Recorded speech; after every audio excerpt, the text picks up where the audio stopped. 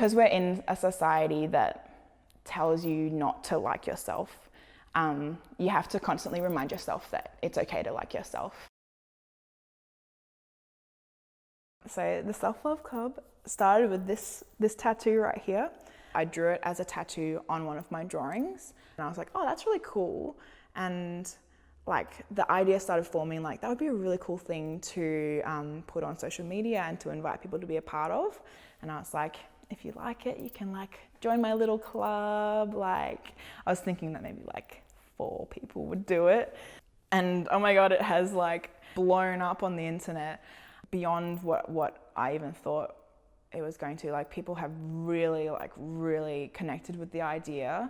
Reading through the different reasons why people got it is really cool as well. Like some get it next to scars, so like to show their journey from self-harm to self-love. They put it on a part of their body that they've struggled loving, like a flabby arm or something like that.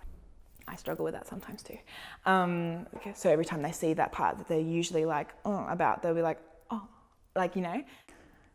I was never really a self-loathing person, but I just didn't really fully accept who I was. Like all through high school, I was really confident and made friends really easy and stuff, but I always thought of myself as like the fat friend, always comparing, like a very comparative mindset, whether that was like about body or about personality or anything like that. And that's really unhealthy for any relationship. I always explain this to people because they get a lot of questions, like, how do I love myself more? It's a process. There's no like simple formula or anything. You do have those days where you hate how you look, or you're annoyed at your personality and stuff like that, or you're just really comparative. And you have to take the time to like acknowledge that, because it's okay to have those days as well. Like we're human, but like just like being aware of that and being like this isn't the best like mindset to be in. Like it's harmful. It's a daily commitment to be kind to yourself and to love yourself, and to, I always say, be forgiving of yourself if you're having a not self-lovey day as well. Like that's part of self-love, is being like, oh, that's okay. Like just got to push through it. You're allowed to have shit days. That's fine. My self-love journey hasn't been perfect either. People treat me like some sort of guru. I'm not. I'm still learning myself.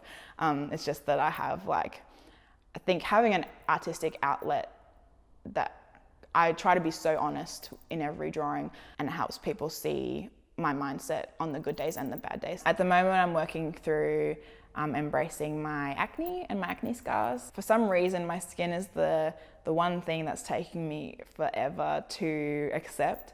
Like my rolls, my boobs, my butt, everything else, I was like, oh, yep, cool. But for some reason, like my skin, I'm just like, why can't you be a certain way? I think definitely the media has a huge part to do with that, because like in recent years, there's been so many more plus size women and so many more like trans women, but they still all have perfect skin, which is so annoying. Constantly being fed like this product or this diet or this is going to help your skin, and like I still buy into that. For some reason, pimples are like the final frontier. So I'm still like learning how to love my skin, love the skin I'm in. I'm still learning. Yeah, probably like 2.5, 3 years ago, I sort of started experimenting with drawing bodies and stuff, and then like it became an obsession. I came from a very religious Christian family, and it was very restrictive on like sexuality and nude, and anything to do with like the body was really like taboo. It was sort of drilled into me from a really young age that like the man's supposed to be like in power. In a husband and wife, the man's the boss, like women shouldn't be leaders. And losing my religion, that opened up the doors to being able to draw naked people. It started really helping me with my body image as well. It was coming to uni and meeting people who were really accepting of themselves and their bodies, and then becoming part of social media as well, and seeing a lot of other artists who were accepting of their body and their sexuality and stuff. And that was about the same time that I started drawing and sort of putting my stuff out there.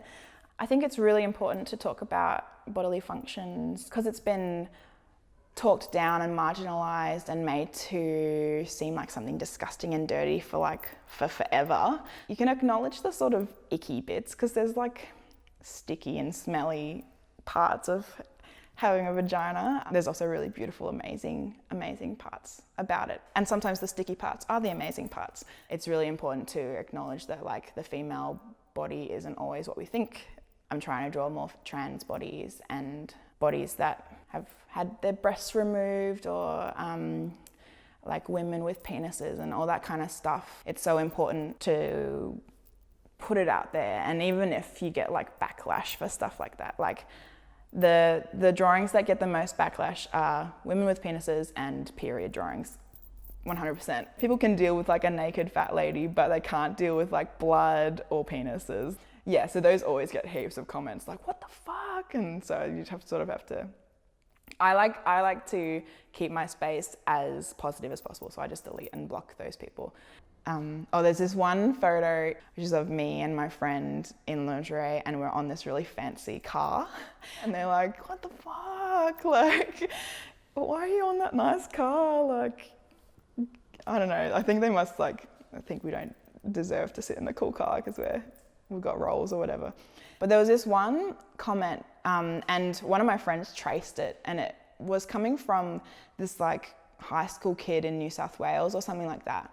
He was just taking all the things that he thought would be triggering and putting them in one comment. So he mentioned like the N-word, I don't want to say that, being raped and like ISIS and stuff like that in one comment. And then the fact that it was like a teenage boy, probably in like year 10 or 11, who's finding women that he thinks are unattractive and commenting that kind of stuff. I was just like, blew my mind. Like, I just don't understand the trolling culture at all. If you don't like me, just don't look at me. Like, you don't need to tell me that I'm disgusting. That particular week was really, really bad. I went through a really, really hard time because I was just feeling so raw from reading all these awful comments. When it's more sporadic, I can deal and I can just delete, block, and never have to look at it again. But because that particular few days, it was like an onslaught of it that it really wore me down. And I can't imagine what it's like for other plus size beauty vloggers and plus size warriors and stuff who do post more. The bigger you are, the more hate you get, which is so stupid. But yeah, that's why I think it's so important, because we need to normalize and destigmatize fat bodies. Self-love is the base of having good relationships. If you know how to treat yourself well, and if you know how to think of yourself without loathing, and then you can look at someone else and be like, they are a whole human as well. I should treat them with respect as well. I guess you come to realize that you are who you are, and there's no point sort of nitpicking at yourself. Yeah, I love having the body that I have. Not all women have this body, but I love this body. I love all the things that it does. Like, it's a bit icky, but I love that about being a woman.